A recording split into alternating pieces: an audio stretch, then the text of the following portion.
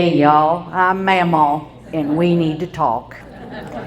Now before I get started, I've got a little bit of housekeeping to do. I know I have an accent and some people have trouble understanding it. So Papa's back there as an interpreter, but you are in luck tonight because Governor Ted can understand everything that I say too. Okay. So we're in good shape there. We got 2 boys from Scioto County that can interpret. The other thing is, when it comes to little Jimmy Hamill, you all know who that is, don't you? J.D. Vance, his real name. Here's how I knew he was a fraud.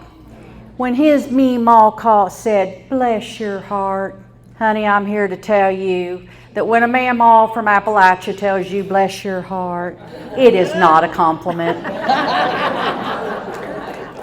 The other thing I want to tell y'all is, for your own safety, this is my safety briefing.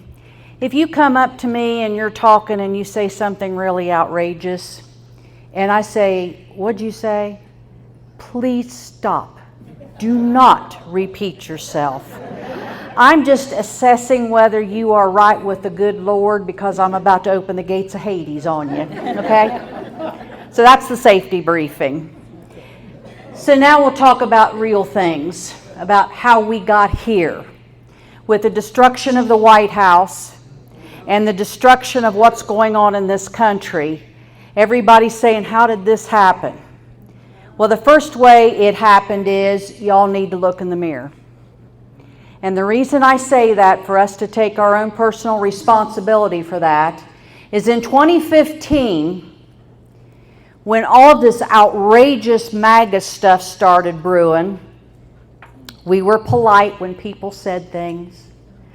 We kind of rolled our eyes and smiled and shook our head and didn't respond. We were silent. And in our silence, they read that as us agreeing. And so we were just so arrogant and self-assured and thought, well, I phone banked, I sent postcards, and the whole time they had brilliantly tapped into making communities online and getting people together and doing away with isolation. But not us. We were, oh, we got this, ha, ha, ha. And then, as Allison talked about, the night, that election night on the 16th, it was crushing, but it was our fault. So then we kind of got it together after that, and in 2020, we got Joe in there. But then we kind of sat back on our laurels again. We still thought it was a joke. We thought, well, we've got them whipped once. Nobody's going to elect a felon. We got back on our laurels. Some people got mad because everybody got to nitpicking about their own little pet project, and 10 million people sat home. They just stayed home. 10 million of us. Now that doesn't count the people that we didn't register. That doesn't count the people that we didn't excite. They just stayed home. And here we are. And again, we didn't say anything. We were nice and we were polite. And I started this because that pissed me off. Yeah. And it's okay to be salty about this, and it's okay to be pissed off, because most of us are of a certain age. Now I've been cut off. We are of a certain age where we're the ones who have to be the collective memory of this country. They're banning books. They're doing away with our history, and we're not going to let that happen. We remember. We women remember when we couldn't get credit cards. We remember when we had to get permission to get birth control. We remember that. It's not going to happen again.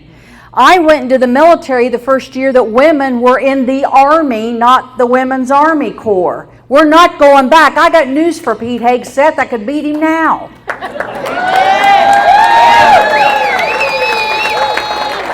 So I want you all to feel salty. I want you all to be angry. And I don't mean go attack somebody who's MAGA, because, you know, bless their hearts. They're just doing the best they can with their little lizard brains.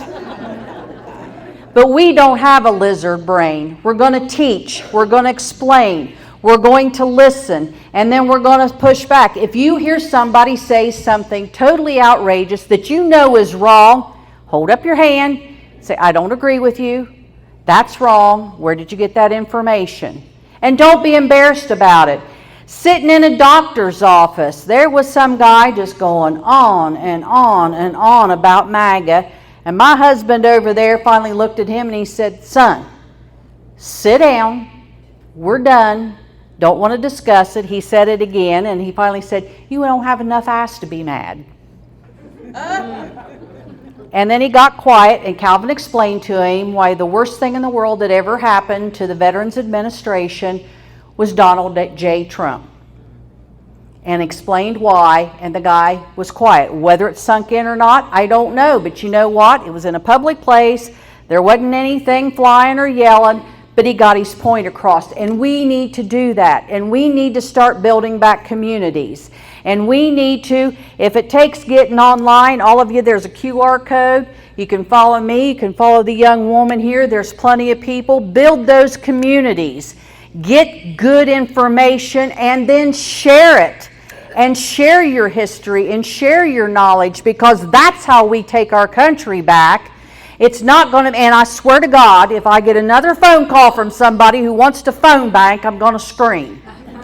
Nobody answers their phone anymore, and this is where ODP is going to get pissed at me. But the first call I got in July of this year was from a young man from ODP. It said, I won't come down to Jackson and teach y'all how to phone bank. This ain't working. And I said, are you kidding me? This is 2025. We're not going to do that. We are going to be as assertive. There you go. This one, yeah, there you go.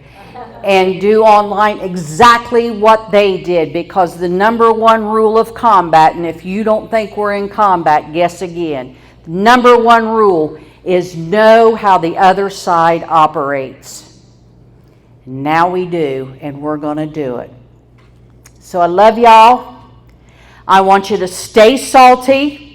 And I want every one of you to start using your outside voices as loud as you can. I want to hear it. Use those voices. Thank you.